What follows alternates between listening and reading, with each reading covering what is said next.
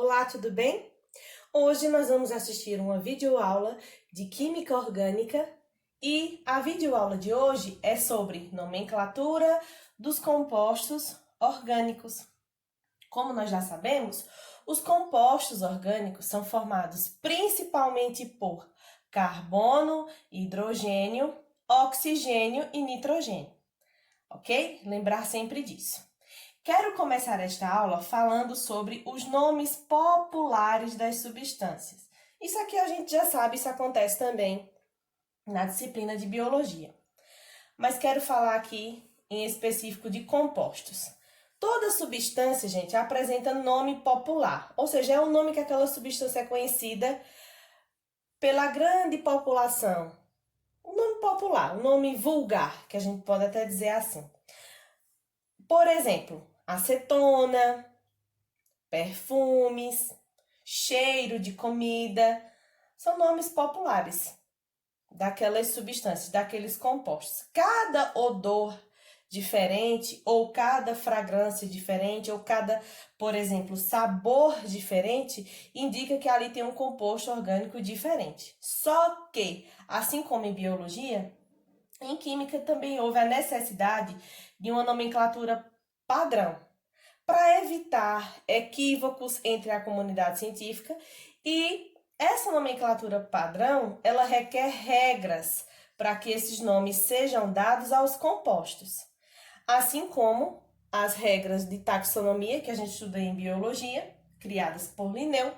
As regras de nomenclatura para os compostos orgânicos são criadas e regidas pela União Internacional de Química Pura e Aplicada, em sigla IUPAC. Vamos ouvir falar bastante dela, certo?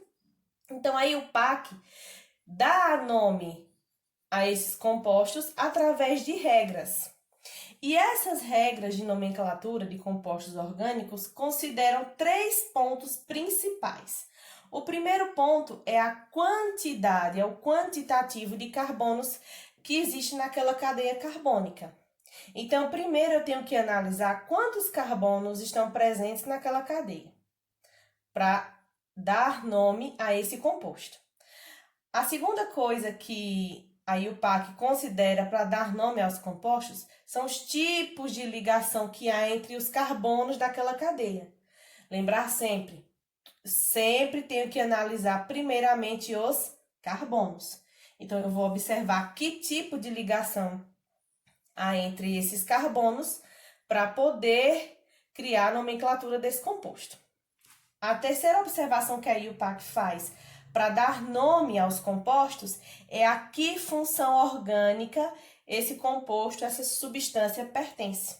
Ao passar do assunto, ao decorrer do assunto, nós vamos ver que existem várias funções orgânicas, vários tipos de substâncias que se agrupam por apresentarem propriedades e características semelhantes, certo?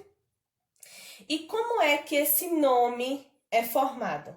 Assim como a IUPAC considera 3 pontos principais para dar nome, os nomes são formados principalmente por 3 partes. À medida que forem surgindo novas funções, aqui haverão alterações, que é justamente as regras que nós vamos estudar, essas alterações de nomenclatura.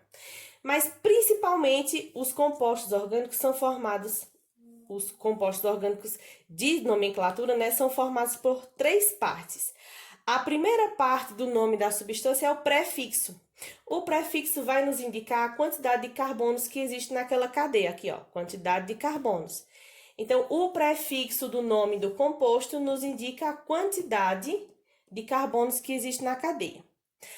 A segunda parte do nome do composto é a partícula intermediária. Essa partícula intermediária vai nos indicar os tipos de ligação entre os carbonos, se são simples, se há ligação dupla ou se há uma ligação tripla.